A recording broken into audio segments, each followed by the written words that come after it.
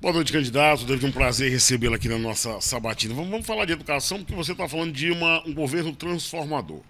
E não existe nenhuma experiência no mundo que a transformação econômica, social, não tenha vindo com uma das vias principais ser a educação. Você concorda com isso? Você, como governador, qual seria o projeto educacional para o Acre? Olha, os países que conseguiram se desenvolver de maneira plena, sólida, eficaz e consistente foram os países que investiram maciçamente em educação. Mas dinheiro não resolve tudo. É preciso ter planejamento estratégico. Quando eu falo de educação, eu falo com alguém que está lá na ponta, que enfrenta uma sala de aula e que sabe como é o descompasso que existe entre aquilo que o nosso jovem gostaria de aprender e aquilo que o professor está ensinando. A culpa não é nossa dos professores. Nós fomos formados em outra geração. Ocorre que nós ainda não tivemos as ferramentas necessárias para que pudéssemos nos atualizar para essa nova realidade. Que realidade? A realidade do século XXI, a realidade do mundo digital. A pandemia veio e ela mostrou que essa realidade ela veio para ficar. Inclusive, o Acre foi inserido de forma tardia e não planejada. De modo que, passado as aulas remotas, a gente volta para o ensino normal, como se nada tivesse acontecido.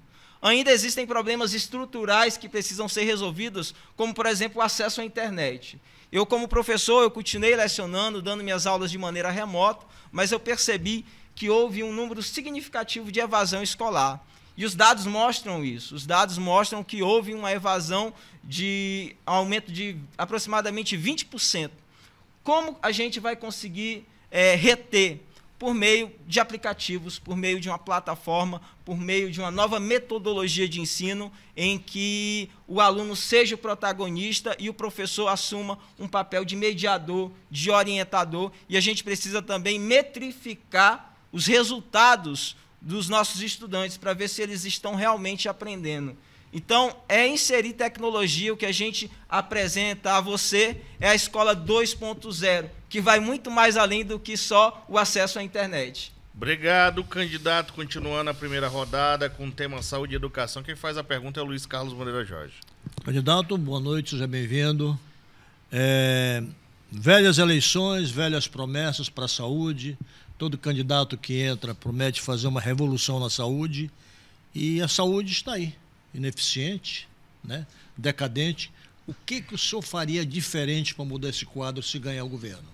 Crica, vou pedir licença, eu sou daquele que gosta de falar olho no olho, mas eu preciso falar com quem está nos assistindo. E, de fato, é verdade, a sua pergunta é muito pertinente. O problema da saúde é um problema estruturante, que não se resolve só com investimento. Investimento, obviamente, é necessário, mas há de se fazer planejamento técnico, há de se fazer a utilização das tecnologias, ela é tão útil para a educação e também para a área da saúde. Eu te digo isso com muita firmeza, porque a redução de filas, por exemplo, que é um dos grandes gargalos da nossa saúde, ela pode ser resolvida com o ingresso de aplicativos, por meio de dispositivos onde o paciente, antes mesmo de chegar até a UPA, ou o hospital, ele já faz o check-in. Isso já agiliza no processo de atendimento. Outra coisa é o fluxo hospitalar. Os algoritmos estão aí processando e a tecnologia ela tem que ser utilizada ao nosso favor. A gente tem que ser inteligente, fazer isso de maneira estratégica.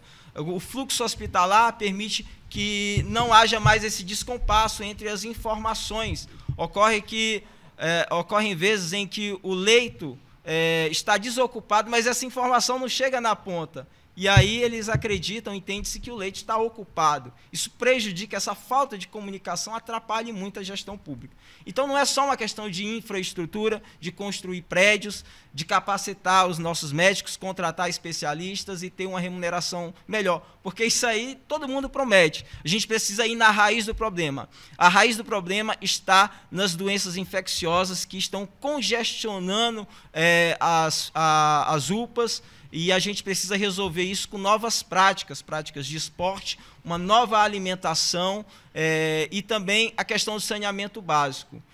No dia que a gente só tem Rio Branco A gente precisa fazer com que os outros municípios também tenham saneamento Obrigado, básico. candidato. Continuando saúde e educação, quem faz a pergunta é o Astélio Moreira.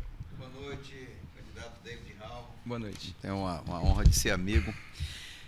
Segundo dados da Secretaria de Segurança Pública, cerca de 85% das pessoas que estão hoje no sistema carcerário são analfabetas ou semi-analfabetas. A gente sabe que a educação ela é um processo de transformação, né, do homem, de crescimento, como ser humano, inclusive.